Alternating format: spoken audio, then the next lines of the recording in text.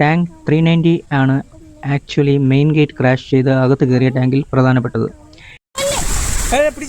മനുഷ്യന്റെ തല മുറിച്ച് മാറ്റി ശിക്ഷ നടപ്പാക്കാൻ ഉപയോഗിച്ചിരുന്നതാണ് ഇത്.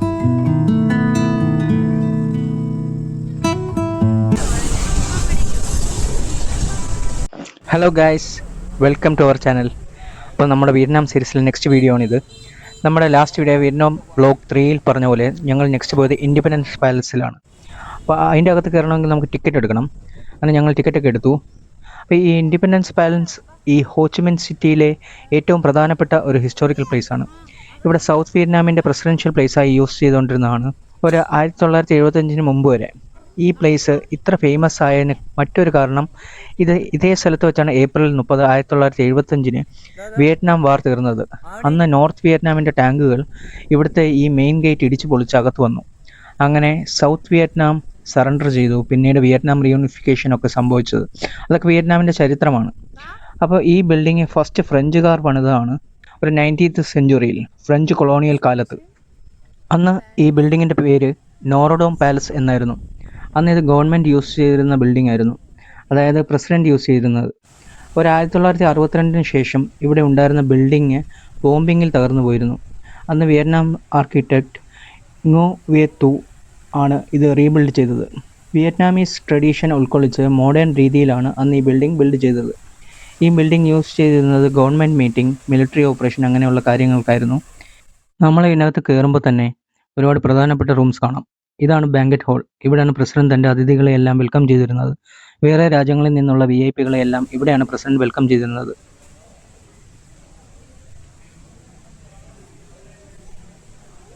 ഇപ്പോൾ നമ്മൾ കാണുന്നതാണ് ക്യാബിനറ്റ് റൂം. ഇവിടെയാണ് പ്രസിഡൻറ്റും മിനിസ്റ്റേഴ്സും ഒക്കെ ഗവൺമെൻറ് പോളിസീസ് ഡിസ്കസ് ചെയ്തിരുന്നത്. ഇവിടെ ഇപ്പോഴും ആ ഒരു ലോങ് ടേബിളും അവർ ഇരുന്നിരുന്ന ചെയേഴ്സും എല്ലാം അതേപോലെ നിലനിർത്തിയതായിട്ട് കാണാം. ഈ ഇൻഡിപെൻഡൻസ് പാലസ് പ്രസിഡൻറ്റിൻ്റെ ഹോം മാത്രമായിരുന്നില്ല, സൗത്ത് വിയറ്റ്നാമീസ് ഗവൺമെൻറ്റിൻ്റെ ഹെഡ് ക്വാർട്ടർ കൂടിയായിരുന്നു. ഒരുപാട് പ്രധാനപ്പെട്ട മീറ്റിങ്ങുകൾ, യുദ്ധത്തിൻ്റെ പറ്റിയുള്ള തീരുമാനങ്ങൾ എല്ലാം ഇവിടെയാണ് എടുത്തത്. ഈ പാലസിൽ ഒരു പ്രസിഡൻറ്റിന് വേണ്ട എല്ലാ കാര്യങ്ങളും ഉണ്ട്.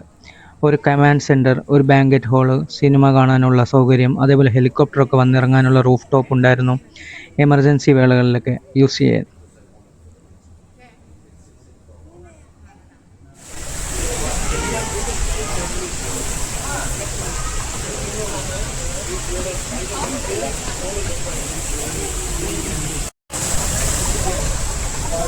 അവന് ഓടല്ലേ?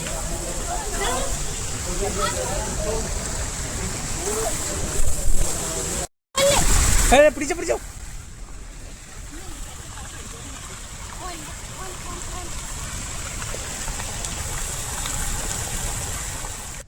ഇവിടെ പാലസിൻ്റെ പുറത്ത് 2 ടാങ്കുകൾ കാണാൻ പറ്റും. 843 അതേപോലെ 390. ഇവിടുത്തെ മെയിൻ ഗേറ്റ്സ് ഇടിച്ചു പൊളിച്ച് അകത്ത് കിടന്ന ആ ടാങ്ക്സിൻ്റെ റിപ്ലിക്ക ടാങ്ക്സാണിത്. ടാങ്ക് 390 ആണ് ആക്ച്വലി മെയിൻ ഗേറ്റ് ക്രാഷ് ചെയ്ത് അകത്ത് കയറിയ ടാങ്കിൽ പ്രധാനപ്പെട്ടത്. ഇതിൻ്റെ ഒറിജിനൽ ഹനോയ് മിലിറ്ററി മ്യൂസിയത്തിൽ ഇപ്പോഴും വെച്ചിട്ടുണ്ട്. ഇവിടെ വരുന്ന വിസിറ്റേഴ്സ് ഒട്ടുമിക്ക പേരും ഈ ടാങ്കുകളുടെ മുൻപിൽ നിന്ന് ഫോട്ടോ എടുക്കാറുണ്ട്. കാരണം ഇത് രാജ്യത്തിൻ്റെ വിജയത്തിനും റീയൂണിഫിക്കേഷനിലോട്ടും നയിച്ച ചരിത്ര സംഭവത്തിന് ഇത് പ്രതിനിധീകരിക്കുന്നു. അങ്ങനെ ഞങ്ങൾ അവിടുന്ന് വൈകാതെ ഇറങ്ങി. ഞങ്ങൾ ഇറങ്ങിയപ്പോൾ തന്നെ ചെറുതായിട്ട് മഴ പെയ്യുന്നുണ്ടായിരുന്നു.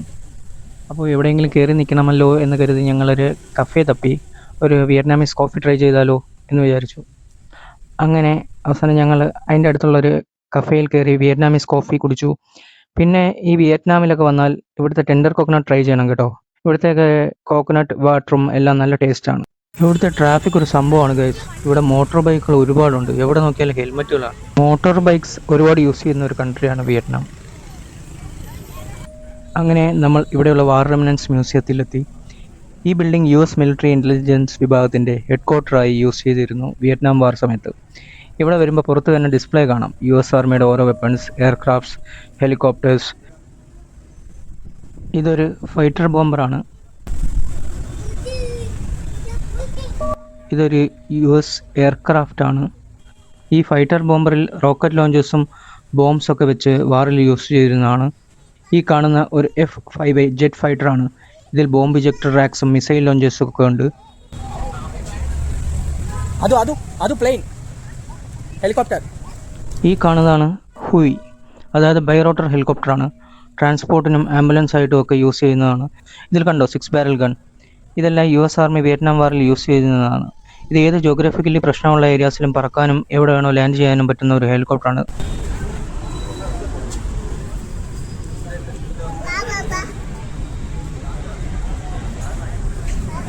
പിന്നെ ഇവിടെ ഈ US ആർമിയുടെ വെപ്പൺസ് മാത്രമല്ല ഉള്ളത്. ഇവിടെ ടൈഗർ കേജസ് എന്ന് പറഞ്ഞ ഒരു സംഭവമുണ്ട്. അവിടെയാണ് സൗത്ത് വിയറ്റ്നാമീസ് ഗവൺമെൻറ് പൊളിറ്റിക്കൽ പ്രിസണേഴ്സിനെ ഒക്കെ വെച്ചിരുന്നത്. മുകളിലൊന്നും കയറണ്ടല്ലേ.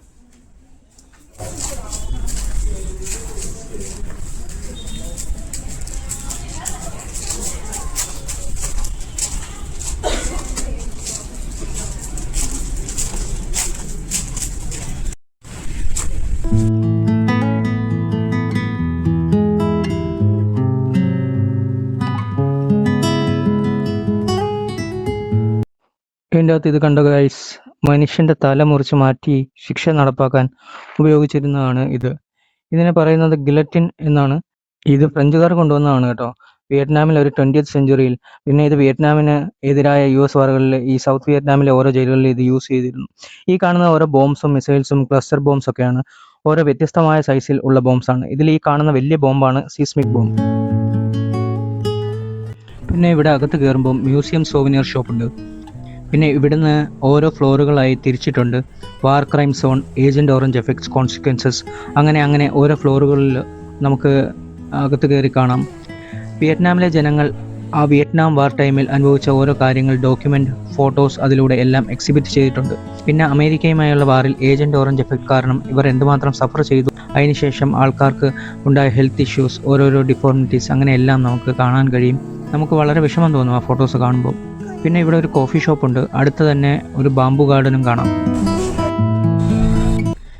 ഈ വിയറ്റ്നാം വാറിൽ 3 മില്യൺ വിയറ്റ്നാമീസ് ആൾക്കാർക്കാണ് ജീവൻ നഷ്ടപ്പെട്ടത്. അതിൽ 2 മില്യണോളം വെറും സിവിലിയൻസ് ആയിരുന്നു മരിച്ചത്. ഇവിടെ നമുക്ക് ബാറ്റിൽ ടാങ്ക്സ് ഒക്കെ കാണാം. ഇവിടെ നമുക്ക് M41 ടാങ്ക് കാണാം, M48 A3 ടാങ്ക് കാണാം. അങ്ങനെ പല പല ബാറ്റിൽ ടാങ്ക്സ് കാണാം.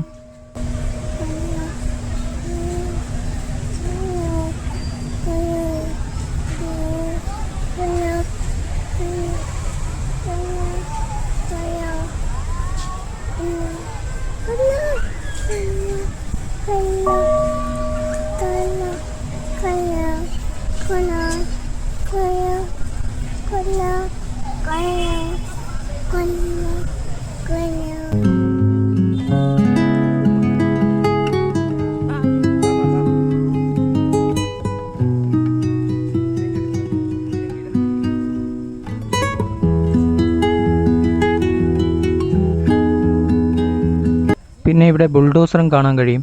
ഇതിൻ്റെ കോമൺ കൺസ്ട്രക്ഷനാണ്. ഇവിടെ വിയറ്റ്നാമിൽ US ആർമി മിലിറ്ററി പർപ്പസിന് വേണ്ടി ഇത് യൂസ് ചെയ്തിരുന്നു. പിന്നെ US ആർമി യൂസ് ചെയ്തിരുന്ന ഗണ്ണൊക്കെ കാണാം. ഈ ആർട്ടിലറിയൊക്കെ അടുത്ത് കാണുമ്പോൾ ഒരു രക്ഷയില്ല കേട്ടോ ഗൈസ്. ഇവിടുത്തെ എല്ലാം നല്ലപോലെ മെയിൻറ്റെയിൻ ചെയ്തിട്ടുണ്ട്. ഇതിലൊന്നും ഒരു തുരുമ്പ് പോലും കാണുന്നില്ല. ഇതാണ് M48 A3 ടാങ്ക്.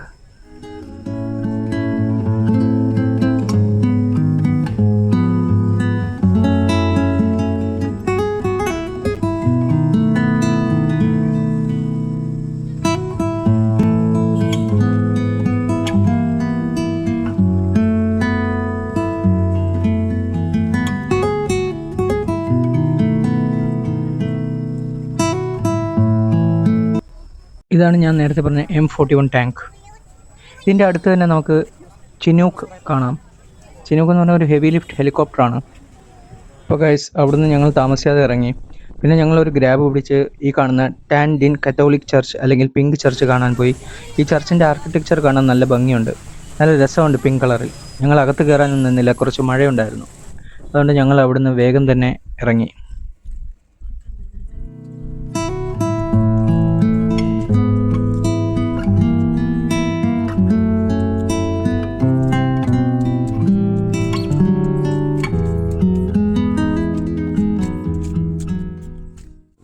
പിന്നെ ഞങ്ങളെത്തിയത് ഇവിടുത്തെ മെയിൻ ഒരു അട്രാക്ഷനായ ദ കഫേ അപ്പാർട്ട്മെൻറ്റിലാണ്. ഈ കാണുന്നതാണ് കഫേ അപ്പാർട്ട്മെൻറ്റ്. ഇത് ഡിസ്ട്രിക്ട് 1-ൽ തന്നെയാണ്. വിയറ്റ്നാം ബ്ലോക്ക് 2-ൽ നമ്മൾ വന്ന വിൻ ഹൂയ് സ്ട്രീറ്റ് തന്നെയാണിത്. പ്രാവ് പ്രാവ് അവനെ എവിടെ? അവന് പ്രാവ്.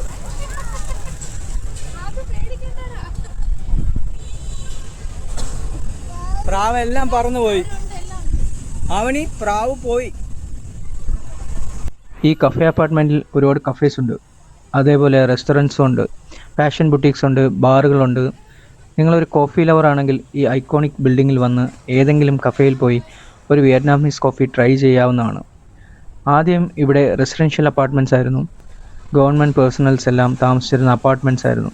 പിന്നീടാണ് ഇതിങ്ങനെ കൺവേർട്ട് ചെയ്യപ്പെട്ടത്.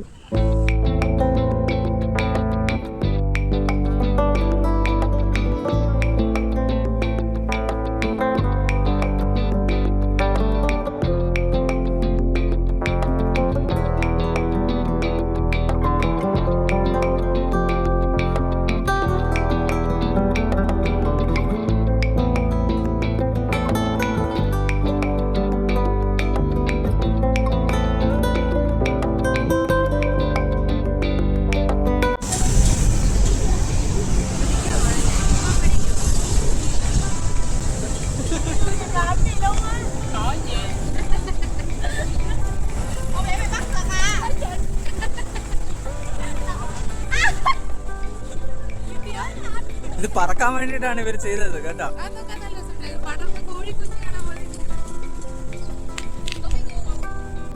അപ്പോൾ ഗൈസ്, ഈ വീഡിയോ ഇവിടെ നിർത്തട്ടെ. നിങ്ങൾക്ക് ഈ വീഡിയോ ഇഷ്ടപ്പെട്ടാൽ ഒരു ലൈക്ക് തരിക. ആദ്യമായിട്ട് ഞങ്ങളുടെ ചാനൽ കാണുവാണെങ്കിൽ സബ്സ്ക്രൈബ് ചെയ്യുക. അപ്പോൾ വിയറ്റ്നാം സീരീസിലെ നെക്സ്റ്റ് വീഡിയോ ഉടനെ തന്നെ കാണാം guys. Thank you for watching. By.